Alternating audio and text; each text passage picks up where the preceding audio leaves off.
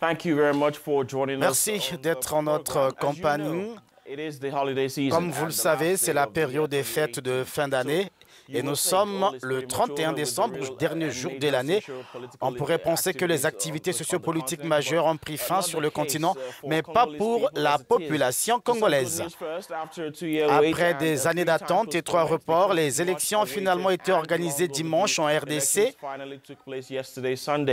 Plus de 46 millions d'électeurs étaient en lice. Ceux de Kinshasa devraient braver la pluie avant d'accomplir leurs devoirs citoyens. La capitale représente à elle seule environ 15% du corps électoral du pays. Comment s'est déroulé ce scrutin sur l'ensemble du pays?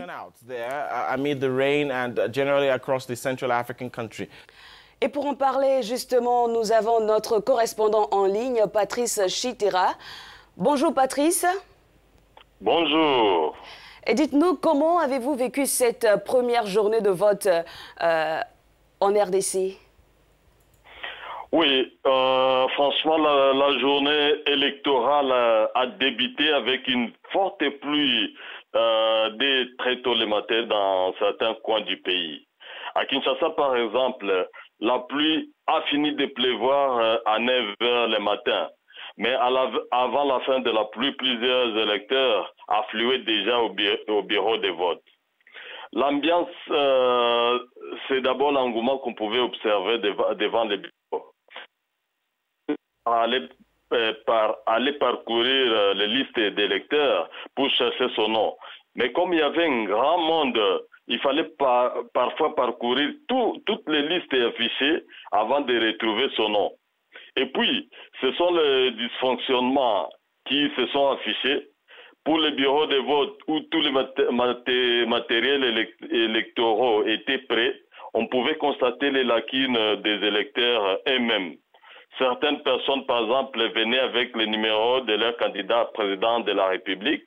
Malheureusement, certains n'arrivaient pas à mémoriser les numéros de leur candidat député national et député provincial, puisqu'il fallait recommencer à parcourir les noms des députés. Et comme ces derniers n'étaient pas classés dans la machine à voter dans l'ordre alphabétique, il y a eu des électeurs qui ont été amenés à voter candidats aux élections législatives qui n'ont pas été leur premier choix. Mais surtout les retards que cette lenteur causée qui suscitait l'impatience pour certains électeurs pressés de voter. Et Patrice, dites-nous, y a-t-il eu des avancées côté dépouillement et quand est-ce que les résultats provisoires seront-ils disponibles? Le dépouillement en soi a déjà commencé, mais il faut noter qu'avant le 23 décembre, la date initiale de la tenue des élections, la CENI disait qu'elle était en mesure d'avoir l'essentiel des résultats 2 jours seulement après le scrutin. Avec le dernier report pour ce 30 décembre, le calendrier aménagé de la CENI indique que les résultats provisoires seront annoncés par la CENI le 6 janvier prochain, alors que les résultats définitifs seront annoncés le 15 janvier par la Cour constitutionnelle. Il faut aussi dire que le dépouillement est une opération un peu complexe parce que les agents électoraux doivent remplir beaucoup de fiches.